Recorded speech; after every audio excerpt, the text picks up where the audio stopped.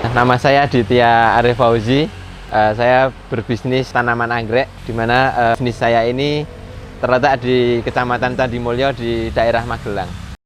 Sebenarnya awal mula saya berbisnis anggrek itu mulai dari keresahan karena saya kuliah di kampus dan saya dulu nggak bisa ikut ospek. Makanya saya nggak bisa mengikuti organisasi-organisasi yang di kampus. Di keresahan saya nggak bisa ikut organisasi di kampus dan saya itu nggak mau ibaratnya jadi mahasiswa itu yang kupu-kupu, di mana saya pulang kuliah gitu kayak nggak produktif aja di situ. Terus saya kepikiran kalau saya itu pengen punya kegiatan, muncul ide kalau berjualan tanaman anggrek. Kenapa saya memilih tanaman anggrek itu karena itu berjualannya itu nggak semua orang kepikiran ide kayak gitu. Misal kayak jualan sepatu, tas, dan macam-macam itu udah terlalu mainstream dan terlalu banyak kompetitornya. Nah, di situ saya ingin belajar dari yang lain. Dimana kalau tanaman anggrek itu mungkin nggak semua milenial atau pemuda itu pikiran bisnis tanaman anggrek. Bisnis anggrek itu saya bermula dari dropshipper, dimana saya hanya bermodalkan foto, terus saya re-upload ke beberapa platform aplikasi gitu.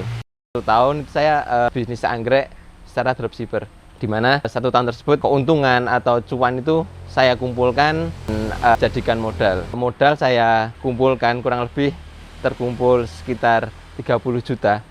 Di situ saya putuskan untuk membuat kebun sendiri. Dengan tempat yang strategis itu saya belanjakan anggrek kurang lebih sekitar 30 juta. Saya membelanjakan anggrek 30 juta itu hampir 80% atau hampir semua tanaman itu mati. Dikarenakan saya itu baru benar-benar terjun di tanaman dan terjun di anggrek itu ya baru itu, dan saya sama sekali belum ada basic untuk merawat cara tanaman anggrek itu yang bagus tuh kayak gimana. Nah, dengan kerugian hampir 20-30 juta itu, saya hampir putus asa, memutuskan untuk nggak mau lagi berbisnis anggrek ini. Tapi dengan adanya kegagalan tersebut, saya dapat dorongan atau motivasi dari orang tua dan teman-teman sekitar. Dengan adanya motivasi itu, hati saya itu jadi tergugah. Saya terus berbisnis anggrek ini. Belajar dari pengalaman, ibaratnya dari kegagalan itu ditambah riset atau mencari metode-metode yang tepat tuh kurang lebih sekitar setengah tahun. Jadi dengan angka kematian tanaman 80% itu masih ada sisa sekitar tanaman yang layak dijual dan layak untuk dikembangkan lagi itu sekitar 20%. Dimana 20% itu benar-benar saya rawat secara intens dan saya sudah belajar metode yang tepat.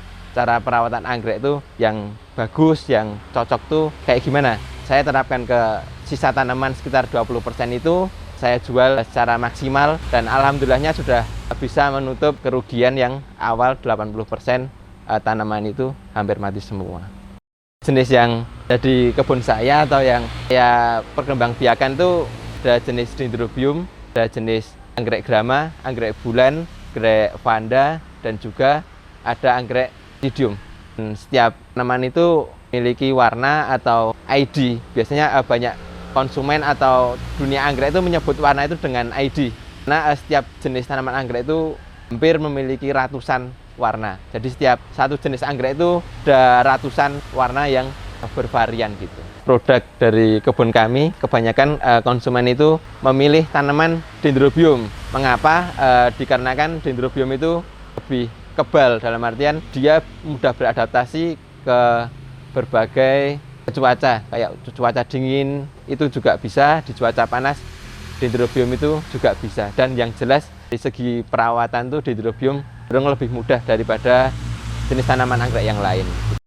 Berbudidaya atau cara merawat ya Mas ya, itu tanaman anggrek itu sebenarnya salah kalau ketika terlalu banyak air. Anggrek itu memang air, cuman enggak yang setiap hari harus disiram. Mengapa? Karena dengan setiap hari disiram itu malah bisa menyebabkan busuk akar. Jadi untuk perawatan anggrek yang tepat itu kita harus kondisional dan situasional. Kita bisa mengetahui karakteristik dan ciri dari tanaman anggrek tersebut. Ketika udah kering baru kita siram, dan pemupukan kita harus rutin, minimal itu seminggu sekali. Jadi untuk merawat anggrek itu kita harus fleksibel dan kita kondisional gitu. Kendala merawat anggrek ini mungkin di segi cuaca ya Mas ya. Ketika cuaca itu hujan terus dan panasnya sedikit itu juga bisa menghambat pertumbuhan. Karena segala jenis tanaman itu butuh cahaya. Nah ketika cahayanya itu sedikit itu otomatis mengganggu pertumbuhan anggrek. Terus dikasih kipas angin itu untuk jaga sirkulasi udara. Antisipasi ketika hujan terus kan biar menjaga kelembapan dari media anggrek ini biar cepat kering dan tidak busuk akar. Makanya sini harus kasih kipas angin biar sirkulasi udaranya itu terus berputar. Mulai masuk ke dunia digital marketing itu ketika adanya wabah COVID, benar-benar bisnis atau usaha saya itu terdampak. Adanya COVID dan adanya PPKM itu kan otomatis konsumen atau pembeli kan berani untuk keluar rumah, adanya batasan-batasan. Nah, di situ saya harus berpikir keras gimana caranya bisnis saya ini tuh tetap stabil. Dengan di situ saya masuk ke dunia digital marketing. Saya membaca peluang jika banyak masyarakat yang di rumah itu boring, dan itu saya mulai menjual tanaman anggrek ini secara online. Entah mulai dari WhatsApp, Facebook, Instagram, bahkan sudah masuk sampai ke aplikasi TikTok. Itu alhamdulillahnya berjalan kurang lebih sekitar 6 bulan, sudah banyak konsumen dan bahkan sampai saya itu sudah mempunyai reseller sendiri. Sampai saya itu benar-benar nggak bisa mencukupi permintaan konsumen. Dengan adanya COVID ini malah permintaan anggrek itu terus meningkat. Bisa dikatakan hampir 200% permintaan anggrek ini meningkat. Sekarang hampir semua pemuda dan hampir seluruh ya kalangan anak muda itu memakai handphone. Semua sosial media itu ada salahnya sih kita kayak mencoba untuk menghasilkan tuh kegiatan yang produktif, dimana kayak entah itu berjualan atau kita belajar melalui sosial media tersebut.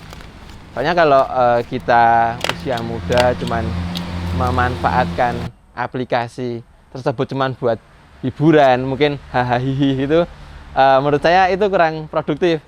Kamu masih muda sih, menurut saya itu nggak ada salahnya dan nggak ada takutnya untuk mencoba hal yang baru, apalagi di sosial media. Dengan kecanggihan sosial media itu kita banyak bereksplor, kita banyak survive, kita bisa mencoba hal-hal yang baru gitu.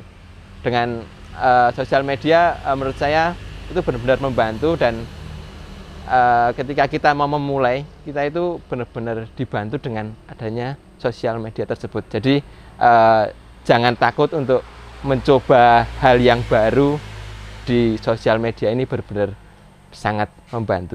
Buktinya dengan sosial media tersebut, jualan itu hampir 80% saya itu online. Entah dari masuk Facebook, Instagram, dan WhatsApp, TikTok, itu income atau pendapatan saya itu per bulan itu hampir 20 juta, dan itu 80%-nya memasuki atau income-nya itu lewat sosial media tersebut.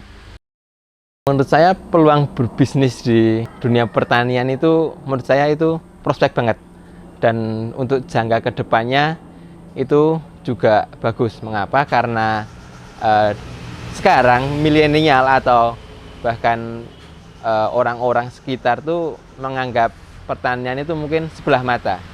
Ketika kita bisa mengulik dan bisa berinovasi di dunia pertanian itu benar-benar kita terbuka. Ternyata di dunia pertanian itu memang prospek, dan untuk jangka kedepannya itu oke banget. Mungkin kebanyakan orang menganggap pertanian sebelah mata ya, mungkin itu menganggap orang-orang ketika pertanian itu ya harus panas-panasan, harus kita ke ladang, harus kita menyangkul, itu pemikiran atau mindset orang jadul, dan itu mungkin bisa dikatakan orang yang nggak bisa mengikuti perkembangan zaman. Dengan adanya dunia digital marketing itu benar-benar membantu banget sih adanya pertanian ini. Untuk prospek kedepannya itu bagus banget. Mungkin yang kepo atau pengen tahu tentang bisnis saya, terus pengen tahu produk apa aja yang saya jual tuh bisa cek Instagram Setangke Orchid, Facebook juga Setangke Orchid, dan TikTok ada itu juga Setangke Orchid. Nah, di situ udah tertera nomor WhatsApp saya. Nanti kalau semisal pengen tahu lebih lanjut tentang bisnis atau tentang anggrek, bisa kontak person di nomor yang sudah tertera tersebut. Terima kasih sudah menonton video ini. Jangan lupa untuk subscribe dan like channel YouTube Cap Capung.